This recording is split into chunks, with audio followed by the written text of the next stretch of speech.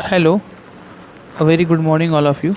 My dear student, in the previous video, we had discussed about eddy current testing and the working principle of eddy current testing and basic terms associated with the eddy current testing. These are and factor affecting eddy current. What are the factor affecting the eddy current?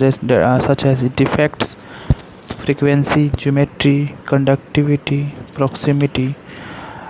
These are the factor which affect the eddy current. We had studied in the previous video and also discussed absolute transducer, differential transducer, surface transducer, and also discussed in rail inspection by eddy current testing method. Means AD current testing method की technique की मदद से हम लोग जो है railway में भी बहुत ज़्यादा यूज कर सकते थे, जिसका हम लोगों ने यूज भी किया। जैसा कि प्रीवियस लेक्चर वीडियो में हम लोगों ने पढ़ा है, उसका यूज़ जो है काफ़ी है। गेज फेज कार्नर में टेस्टिंग में, टनेज लिपिंग टेस्टिंग में, बोल्ट होल क्रैक को टेस्ट करने में, व्हील बर्न में, फुट क्रैक्स में, और जो है एडवांटेजेस भी हम लोगों ने पढ़े। मतलब आफ्टर ऑल हम लोगों ने देखा कि the use of eddy current testing is very beneficial in the field of railway and तो वाइटल रोल है इसका हमारा जो है रेलवे में एडी करंट टेस्टिंग का। और ये लेटेस्ट टेक्नोलॉजी है, जो कि टेक्निक है जिसका हम यूज करते हैं नॉन डिस्ट्रक्टिव टेस्टिंग में। And AD current testing is comes under in the last unit, that is the unit number 5th, and it is very important for the semester point of view. तो my dear student, आप सभी लोग इसको अच्छे से तैयार कर लीजिएगा, तो कि बहुत ही basically most of the time ये पूछा ही जाता है। Now I am going to teach you the inspection of tubes of a heat exchanger. What is inspection of tubes of a heat exchanger? Heat exchanger का कैसे हम इस heat exchanger में जो ट्यूब लगे रहते हैं उसका हम लोग कैसे इंस्पेक्शन करते हैं, वो हम लोग अभी पढ़ेंगे कि उसमें क्या होता है। तो फर्स्ट ऑफ ऑल इसमें हम देखेंगे कि for inspecting tubes a differential probes mean transducer is required to feed into the tubes of heat exchanger.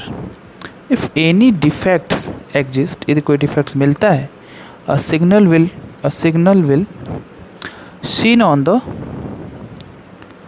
impedance plane as a one coil of differential transducer will be an flood area and another coil will passes over the damage. If surface of the tube is corroded, then depth or corrosion is indicated by a shift in the phase lag which describe the extent of corrosion. Differential probes are suitable for the test of tubes with the diameter in centimeters or millimeters. Encircling of transducer or probe are used when the diameter of tube is up to some inches. Basically हम जब heat exchanger के tube का जो है inspection करते हैं तो उसमें हम यही देखते हैं कि अगर कोई इसमें डिफेक्ट है तो किसी भी तो उसमें क्या होता है कि हम उसमें एक और कॉइल यूज करते हैं जो कि पास कराते हैं और डैमेज के थ्रू, और सरफेस की जो ट्यूब होता है उसको कोरोडेड और कोरोजन को हम चेक करते हैं, जिससे हमें मालूम चल जाता है कि क्या जो है उसका डिफेक्ट है। और जो उसका डायमीटर ऑफ ट्यूब होता है वो इंचेस में होता है, सब इंचेस के फॉर्म में होता है। एंड द नेक्स्ट टॉपिक जो हो जिसका इंस्पेक्शन करना है जैसे fatigue crack inspection. Fatigue crack inspection कैसे करते हैं वो हमें देखना है। तो it is AD current method is specially useful in detection of certain type of hidden defects. Means कि सम डिफेक्ट्स क्या होते हैं जिसको हम फाइंड आउट नहीं कर सकते हैं, उसमें भी हमारा एडी करंट क्या होता है, यूज होता है, और हम क्या करते हैं उसको फाइंड आउट कर लेते हैं। तो my dear student, eddy current method is specially useful in detection of certain types of hidden surface. Hidden defect मतलब जो डिफेक्ट हमें दिखते नहीं हैं उसके बारे में बात कर रहे हैं। Such as cracks due to the cumulative fatigue loading, जो कि क्रैक्स होते हैं जो छिपे रहते हैं वो हमें दिखते नहीं है कम्युलेटिव फैटिग की वजह से, उसको हम फाइंड आउट करते हैं with the help of the eddy current inspection. Eddy current test method uses electromagnetics, hence are widely used in the detection of location and size of cracks corrosion and other material discontinuities occur during the manufacturing as well as in the service in nuclear, aerospace, petrochemicals and other industries. This method is usually applied to inspect a relatively small area. Basically जो fatigue crack inspection को हमको अगर check करना है with the help of eddy current testing technique, तो उसमें basically क्या होता है कि ये हमारा जो यूज़ होता है वो स्मॉल एरियाज़ के लिए होता है, स्मॉल एरियाज़ के लिए हम यूज कर रहे होते हैं उसको, और वो डिफेक्ट हमें फाइंड आउट करना होता है जो डिफेक्ट हम हिडन होते हैं, मटेरियल में छिपे रहते हैं, जो हमें दिखते नहीं हैं, उसे हम फटीग क्रैक करते हैं। वो किस में अवेलेबल हो सकता है? वो हमारा टेस्टिंग हो सकता है न्यूक्लियर में, हो सकता है एरोस्पेस जो हमारे प्लेन वगैरह हैं उसका हम चेक कर सकते हैं, उसमें होता है, चेक करते हैं एडी करंट टेक्निक का। पेट्रोकेमिकल्स में होता है और बहुत सारी इंडस्ट्रीज में होता है, जिससे क्या होता है कि हम उस जो भी हमारा ऑब्जेक्ट है जिसमें डिफेक्ट है या एरोस्पेस जो एरोप्लेन है, तो हम उसको डिस्ट्रॉय नहीं करते हैं, उसको हम फिजिकली कांटेक्ट में नहीं जाते हैं, बल्कि उसको क्या करते हैं, उसके डिफेक्ट्स को फाइंड आउट कर लेते हैं एडी करंट की मदद से, और वो सर्विस में रहता है, वो प्रोडक्ट रनिंग कंडीशन में रहेगा ऑब्जेक्ट जो है। तो हम इस तरीके से उसके डिफेक्ट को फाइंड आउट कर लेते हैं, और उस फाइंड आउट करने के बाद उसको हम उसकी प्रॉब्लम को क्या करते हैं, रिजॉल्व कर देते हैं with the help of eddy current techniques. तो माय डियर स्टूडेंट, ये एडी करंट टेक्निक्स का बहुत बड़ा इंपॉर्टेंट रोल है, हमारे इंडस्ट्रीज़ में भी बहुत इंपॉर्टेंट रोल है, और एयर देख ही रहे हैं, एयर स्पेस वगैरह में ये जिसका होता ही होता है। And what are the advantage of eddy current testing? Actually क्या होता है, जो क्वेश्चन आते हैं उसमें कुछ इस तरीके से आता है कि what do you understand by eddy current testing and what is the principle and working of eddy current testing and what is the advantage and disadvantage. Sometimes ऐसे भी क्वेश्चन आते हैं जो बहुत ईजी होते हैं। तो we have study about the advantage of eddy current testing. तो what are the advantage such as, first one is sensitive to surface and subsurface defects. Already we had discussed in the previous video कि हम जब AD current testing का use क्या करते हैं, surface defects और सब सरफेस डिफेक्ट दोनों को चेक करने के लिए करते हैं।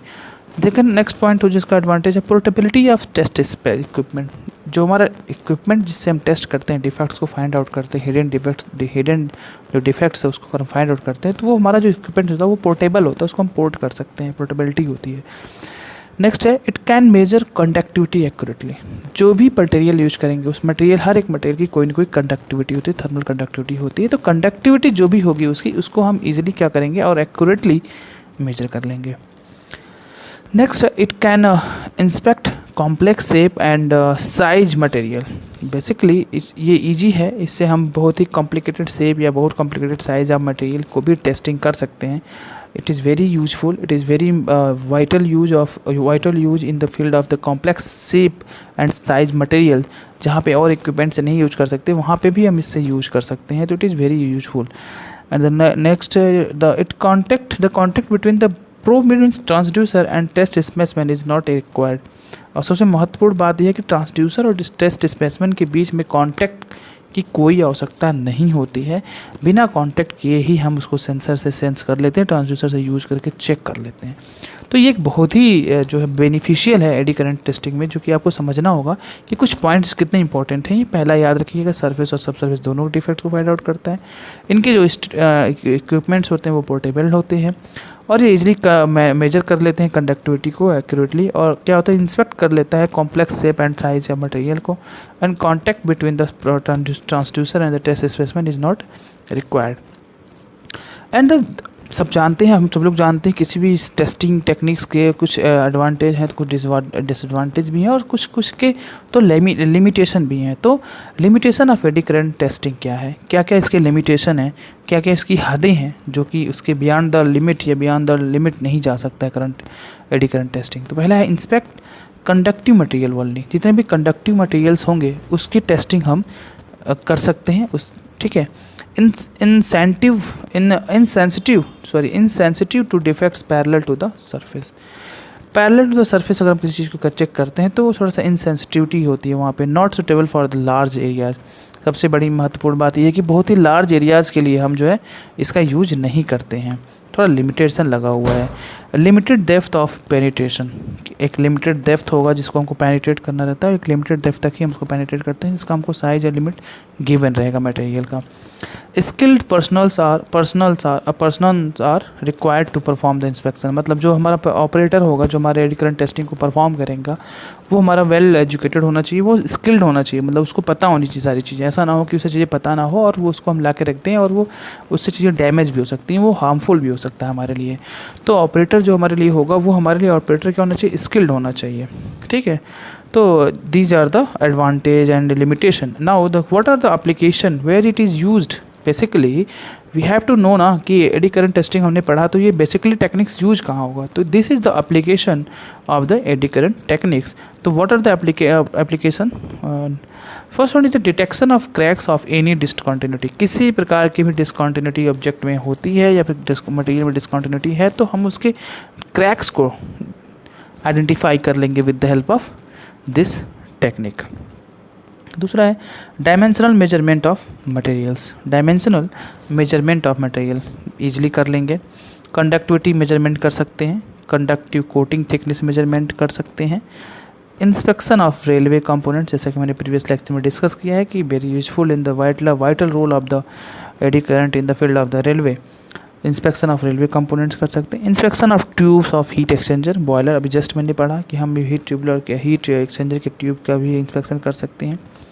Testing of casted, welded and forged, rolled and round products. So these are the application widely basically eddy current techniques is basically used in these types of this field or for this purpose to find out the cracks and the dimensional accuracy measurement and conductive measurement and conductive coating thickness, ये सारी चीज़ें हम यहाँ से देख पाते हैं।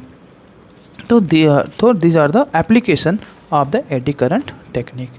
And moving to the next topic, that is the probes. That is probe is addressed as a transducer. What is the probe? Eddy current probes or transducer are often classified according to the mode of the operation and basic configuration of the test coil. जो भी हमारा probes या transducer use किए जाएंगे इस testing में वो basically depend करेगा कि हम किस टाइप के ऑपरेशन को परफॉर्म कर रहे हैं या फिर तो उसके हिसाब से वो उस ऑपरेशन के हिसाब से हमारा basic configuration of the test of coil assembly required होती है, ठीक है।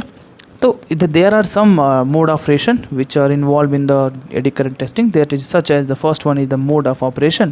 What is the mode of operation? According to the mode of operation, transducer are categorized into four ways. Probes are categorized into the four that is such as absolute probes, differential probes, reflection or driver or pickup probes, hybrid probes. These are the probes comes under the mode of the operation. Right, so you have to note down what are the mode of the operation. These four modes are modes of operation available for the eddy current testing. That is the first one is the absolute probe, second is the differential, reflection or driver or pickup probes, and the hybrid probes. And the next is the second one is the basic configuration of probes. What are the basic configuration of probes? According to this type of probes are categorized into surface probe, sealed probes, encircle probes, reflection probes, cross axis probes. So my dear student, these are the basic configuration of probes which is involved in the eddy current testing techniques such as surface, sealed, encircle, reflection, cross axis. These are the transducer, these are the mode which is used in the eddy current testing techniques for find out the hidden defects in any object or material. Basically it is limited for the some limitation we have already studied in just previous slide. So my dear student, the unit number 5th almost finished here. If anybody have any doubt or any topic left in the unit number 5th, so most welcome to ask me. Okay, so if anybody have a doubt, then message me or WhatsApp me or mail me, whatever you want. Just send your problems, your doubts. Then I will provide your notes and I will provide the solution and